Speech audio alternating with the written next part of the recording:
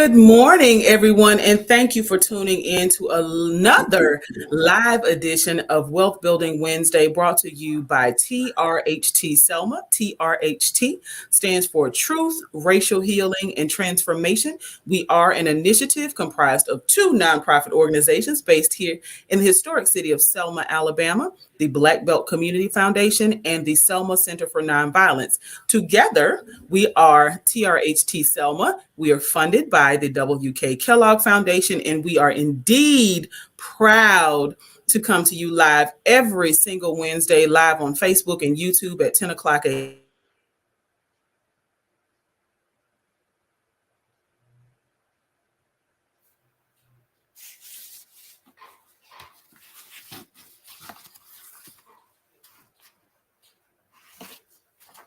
a.m. Central Standard Time. And my name is Lydia Chapman. I'm delighted to serve as co-director for TRHT Selma and excited to have part two, of Miss Sandy Hesley. Good morning, Miss Hesley. Good morning. It is great to have you here for part two, y'all. We moved some things around to make this happen because last week we were engaged in a really great conversation about business credit. So if you are a small business owner, if you are someone if you're interested at all remotely in becoming a small business owner, if entrepreneurship is something that you are attracted to and you want to know the ins and outs of business credit, listen, tell a friend to tell a friend, tag and share, because this is going to be part two of a conversation about business credit. Now, credit is a dirty word for some people. Listen. Especially when we're talking about our personal credit, but we're going to talk about not just personal credit, but business credit today. This is a part of a series dedicated to entrepreneurship and small business ownership. So again, if you want to learn more about business credit, make sure, or if you know a small business owner who needs to know or wants to know more about small business credit, please make sure you tag them. If you have questions along the way as you hear the conversation unfold, please always know that you can post it in the comments. So I do want to welcome back Miss Sandy Hesley. She is not a brand new face, but she started with us last week talking about business credit. And when we talked last week, we talked about the differences between our personal and our business credit, as well as the similarities. So there are some differences and there are some similarities. So if we could kind of just talk about really quickly some of the things, the highlights of the things that we talked about last week in regards to the similarities and the differences between our personal and our business credit. Well, I mean, they pretty much work a lot the same. Okay. You're going to handle them a lot the same. You're going to handle them carefully. You're going to guard them both. So those are the similarities. The differences that we discussed is like, for one, you look at where you pull your credit from: personal, Equifax, Experian, TransUnion. And then we talked about how with the business credit, you're going to pull your credit file from Dun & Bradstreet, Equifax, and then I discovered in some research that Experian has a small business side as well. Mm-hmm. So those are kind of like the differences between the two. But for me, I would say maintain the same attitude about both of them. Both are extremely important in order for you to progress, in order for you to move forward. With personal credit, you want to buy a house, you want to buy a car, you want to, have things that you want to do, you need good credit. With small business, you want your business to grow, you want to expand, you need to make sure that you guard your credit. So those are the main things that I would really look at with regards to, small business credit or business credit versus personal credit. Okay. So now when it comes to our personal credit, how important is our personal credit if we are looking to establish good business credit? Does it matter at all? Does our personal credit matter? It does in a sense, because when you start out, with your small business, your credit or even the business is basically an extension of you. Okay. So, it's important that you have good, solid, stable credit personally, because when you're starting out trying to, build your business, trying to build, get things, maybe lease, an office building, or something like that, because you're starting out, they're gonna fall back heavily on your personal credit. And you brought the word up last week about how you would have to basically guarantee that particular, item, debt or what have you. So that is why sometimes it's important that you do have solid credit on a personal side, because starting out, you're really going to have to fall back on you, Okay. the owner, in order to get established from small business side. And so I do want to just encourage those. Again, Sandy Hesley is not a new face. She has been with us many times and talked about credit. She is a certified credit counselor with Lifelines Counseling. It is super important that you reach out to her if you have any questions, because 'tis the season, listen, for Yeah. folks to start saying, hey, we can revamp your credit, pay me to charge your credit, whatever. Yeah. You can get that done for free, y'all. And it's also about work, right? Yeah. So at Lifelines, they're not just going to help you improve your personal and help you walk through the steps to establish business credit, but they'll also help you get that spending plan, not budget, but spending plan in place so that you can establish and maintain. Because see, you can get a 830, right, as your credit score, and then destroy it with the same habits that caused it to be a 520. Exactly. So we are talking today with Ms. Hesley, particularly about business credit, and wanted to continue that conversation by asking what kind of information is actually found on a business credit profile. Okay. When you look at business credit, what you're looking at is, the general information about like your business, your address, the industry that you're involved in. It may even have the number of employees that you have, how long you've been in business, your size, your information about your business credit relationships with suppliers, your payment history, if you have any, with like your business loans or business credit cards. Those are the type of things that will be on your business credit profile.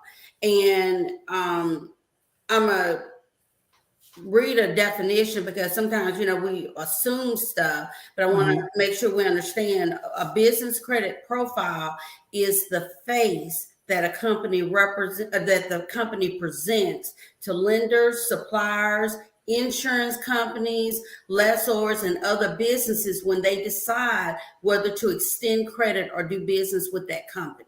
So that's what we need to keep in mind when you're thinking about a business profile.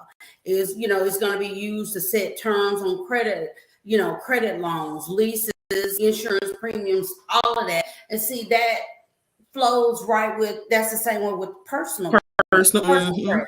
When you need insurance, they pull your credit. You know what I'm saying? You apply for a credit card or loan, they pull your credit. So the same thing that holds true for the personal side pretty much holds true for the business side as well. So that's why they are pretty much one and the same, except again, one is for your personal and one pertains to your business. But you look at them, they pretty much call for the same things. And see, now that's important to know for several reasons. And so in the process of learning more, I'm actually going through some coursework myself to learn more about credit so that folks who need the help can get it, and we can put the information where the goats can get it. Everybody can understand we're not using all these lofty terms, right? And talking to people, so that people can actually get the help they need as opposed to being charged for services they may not, right? And again, at Lifelines Counseling, they can assist you. There is no cost to the advice that Ms. Hesley offers. So don't be, I'm not going to say swindled, but don't be sucked into the idea that you have to have someone paid to get the same information. Because please understand, Lifelines Counseling is here. There are organizations like SCORE, which is a host of business professionals who are retired and willing to offer their expertise. That information is free. They're not charging you thousands of dollars for their advice, right? So we want to make sure that people who need the information have access to it and can afford. And who can't afford free, y'all? Okay. Yeah. So now want to ask you about, because we did have this question come in from one of our viewers, and we do want to just say good morning and thank you for tuning in to Keith Jones, to Veronica Drake, to Tiffany Smith. Y'all, please make sure that you are tagging and sharing this information. It's very important that we have, change the dynamics of our conversations. Okay, Ms. Parker, thank you for tuning in. We want to make sure that people are accessing and listen. We start to change our conversations. We're not talking about what sister so and so had on, but like let's work with all of us. Let's sister girls in the church sit down and let's talk about how we can get all of us to have good credit, right? Yeah. So that's a part of what we're doing here with Wealth Building Wednesday. And we had a question last week. How can small business owners purchase cars with business credit? Is that something that you recommend? I've heard a lot of folks talking about it. I'd love to hear your feedback on that. Well, I mean, if it's necessary for your business, then by all means, but it's going to be the same process. Filling out a credit application and applying for it. Again, if you hadn't had established credit for that business, then they're going to fall back on your personal credit. But you can still get it in the business name. You're just going to be the guarantor. And that's another way to help build credit for that business. But if it's necessary, if it's something that you need, you started a delivery service. Then you're going to need a delivery car, delivery truck. So yeah, if you want to go out and purchase one, then yeah, but it just depends on what stage you are in your business, whether you have established business credit. If not, that is when it falls back on you, the personal side. What about purchasing versus leasing for a business? Which one do you think would be the most ideal? See, that question, that's a good question. And that's one that I really can't answer from a business side because I really hadn't had that to come up. I mean, I just really think that it depends on the business. I would think business entails doing a lot of traveling. I wouldn't think that leasing would be the way to go. Okay. I really wouldn't. And I'm looking at it from a personal side because when you lease, you have to look at the terms of the lease, the mileage, right? Wear and tear on the car, all of that, which could eventually come back on you. So are you really going to come out ahead with that at the end of the lease, or would you do better to just purchase, buy the car and pay it off and then not have to worry about a note? Because once you get out of that lease, that means you got to pick up another, or pick up another note or what have you. So I hadn't had that to come up, but just from my personal experience, looking at it from a personal side, it just all depends on what you're using that vehicle for and how much you're using it, which determines whether or not, you would need to lease versus buy. Okay. Great information. What about the impact that how we are structured as a business? Now, I know that term business structure has come up a lot over the past year and a half as PPP loans rolled out. And people took advantage of those opportunities to bolster their business. The president announced last night in the State of the Union that the Department of Justice will actually have a chief prosecutor when it comes to prosecuting those companies or those people who have wrongfully received PPP loans, but we want to find out how our business structure, what that is, and how it impacts business credit, or does it impact business credit at all? It does. And like when we spoke last week, Mm-hmm. one of the things that I said is that when you're establishing your business, you need to establish a business structure. You need to Yeah. structure your business. How do you want your business to operate? I mentioned sole proprietorship. Sole proprietorships are the least complicated. You can Mm-hmm. do a Sandy Hesley DBA doing business as Sandy's Cakes, or something like that. It's the least complicated, but the business and the individual pretty much one and the same.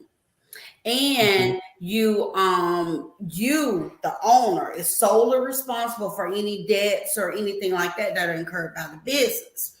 My thing is, if you're establishing a small business, it's really best to separate yourself from that business, in that you are trying from a legal standpoint, because legal liability is what I'm thinking about. Okay. So, you look at sole proprietorships, you look at LLCs, limited liability companies, Mm-hmm. you look at corporations, you look at S corp, and incorporating. It creates a totally different business entity in and of itself, and it offers the opportunity, of course, for you to build credit, and it gives you some it separates you from a legal standpoint. Legal liability is what I'm saying.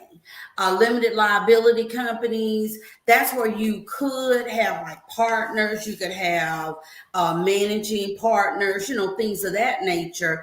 And you are protected from personal liability.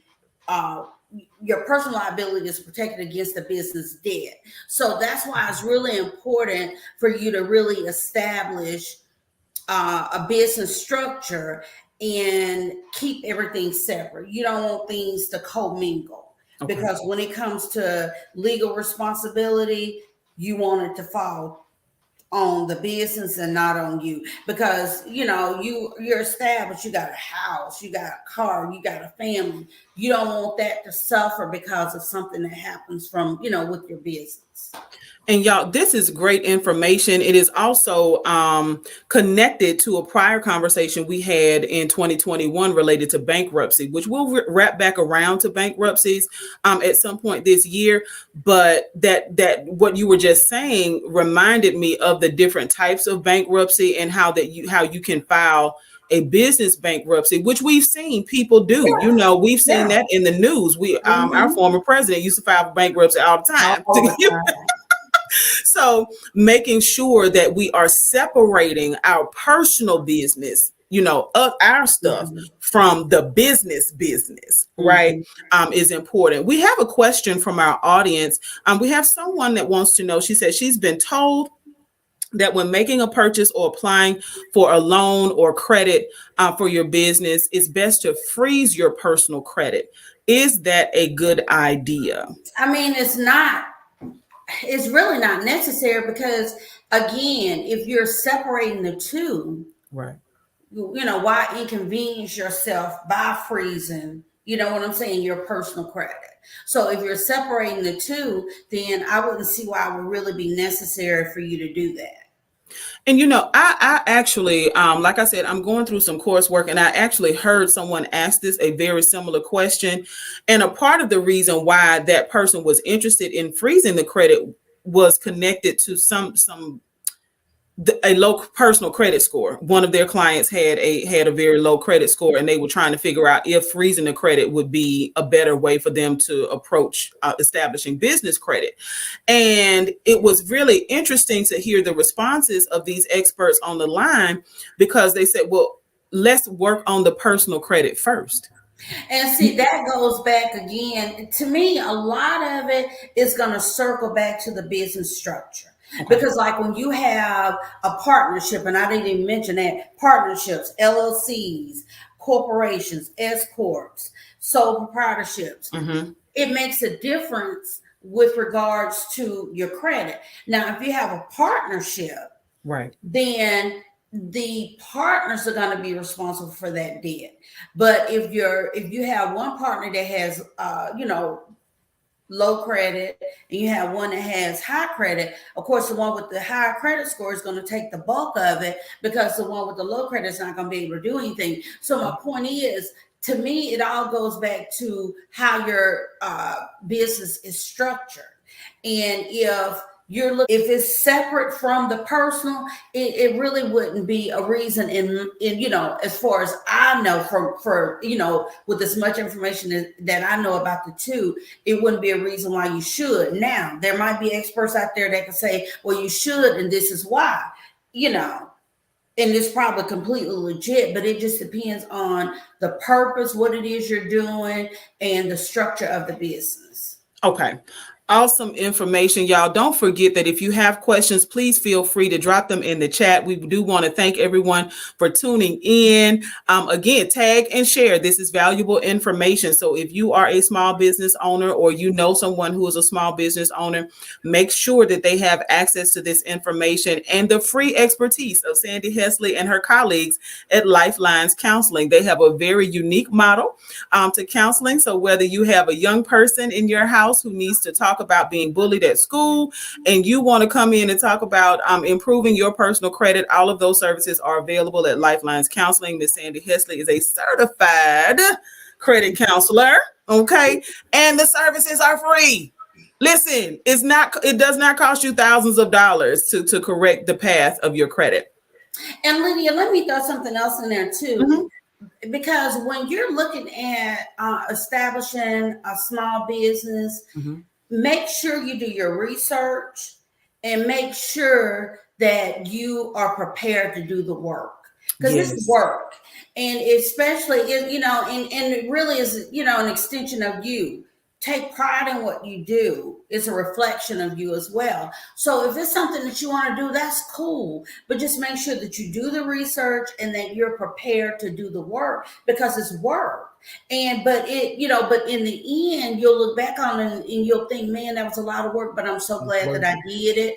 Everything turned out beautifully. You're going to have bumps in the road, don't get me wrong, but take the time to do the research and be prepared to do the work, because it is work. Absolutely. It's not a quick fix. Listen, and you will value it more. Yeah. You may value being able to pay somebody to do things to kind of fix and erase things off of your credit. But if you work yourself and make sure that you're walking through that process, you will value and protect that 800 credit score far more than if you got it within, 5 months of somebody, repeatedly sending off letters and things like that. If you do it yourself, you value it more, right?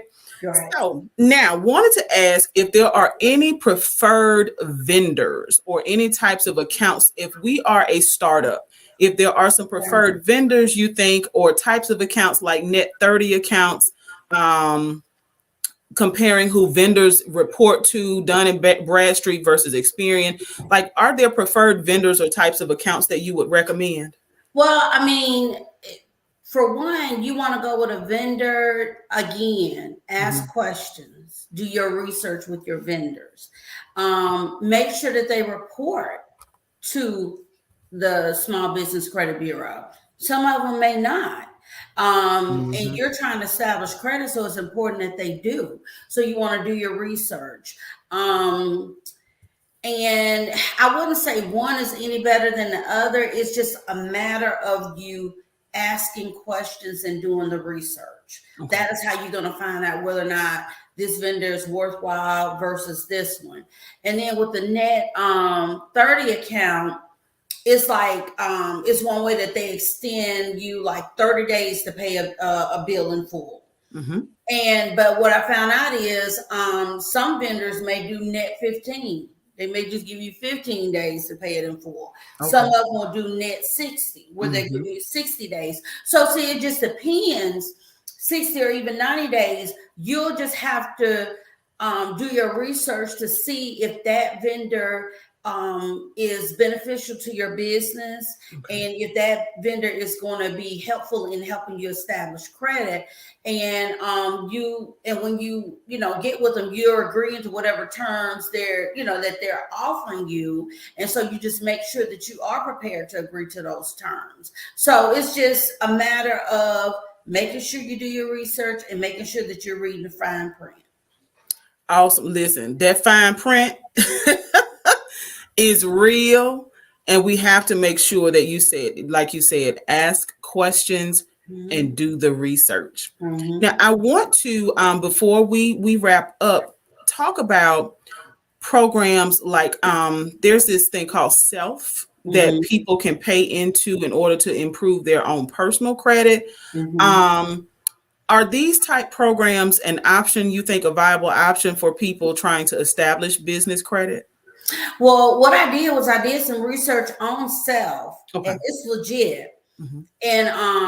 And what I found out is that the company is based out of Austin, Texas, Okay. and that and they have actually partnered with some real FDIC insured banks to help manage, the accounts that they have.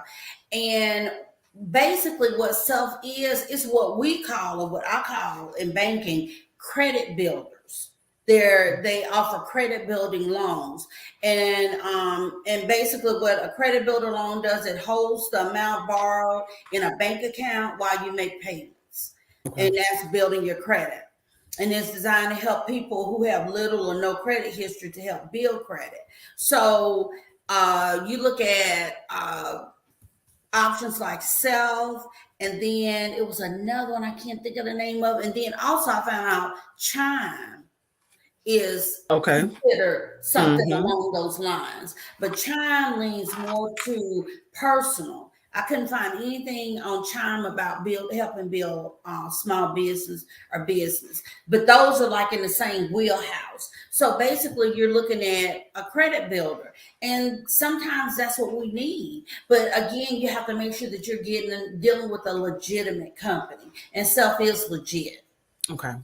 And I wanted to ask about that because so often, and we were talking about this a bit before we went live, we perish for the lack of knowledge. Yeah. We see things on social media. We see these ads for folks that are talking about, the millions they've made, and you need to take my advice, which many of them and most of them, in fact, are more than likely legit, I would say. But we just have to be able to do our own research and know whether this stuff is real. I also wanted to ask in regards to Self and programs like that, because if once we're starting to do our research and we establish that credit, again, like you said, it's important to do the work, right? Those type of programs allow us to do the work. They allow us to start paying those bills on time Mm-hmm. and practicing good habits. Mm-hmm.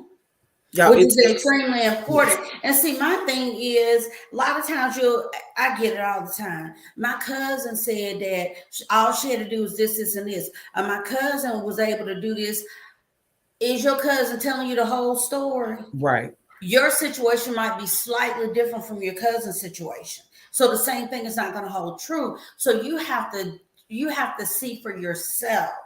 You know what I'm saying? And like you said, a lot of those people that built this wealth and did all this stuff, yeah, it may be legit, but you still got a handful that it's not Mm-hmm. legit.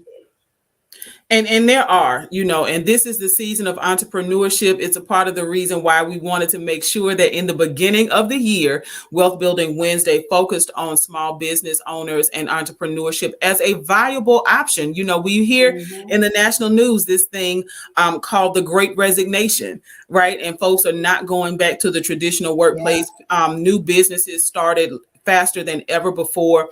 And we're excited to see that movement, because having your own business, investing in real estate, these are all things that people do when they want to build wealth. And so we want to make sure that we share the information, that we share the facts and the experts that people need to have access to in and around Selma and across the Black Belt. And we know, yes, Facebook, YouTube goes all over the place, but we want to Mm-hmm. make sure that our homegrown folks, right, are able to access people right in their own backyard who can help them be as successful as possible. So, Ms. Hesley, I want to thank you for your time again today as we have wrapped up part one was last week. This has been part two, talking about business credit. Ms. Hesley will be back. She is a regular guest on Wealth Building Wednesday, and we're always excited to have her here. So thank you.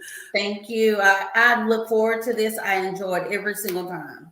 Oh, that's so wonderful. And the audience loves you. So we are super, super, super Thank you. excited to have you be such a valuable asset in our community. So if you have been tuning in and listening, y'all make sure that you're tagging and sharing. Listen, we have a viewer saying part 3, look out, look. Yes, Ms. Hesley will definitely be back. And she has expertise in a large number of areas. If you did not catch her when we talked about bankruptcies, all of these videos are available on the Black Belt Community Foundation as well as the Selma Center for Nonviolence page. So take your time, listen to it as you're riding in the car. We do have the audio available.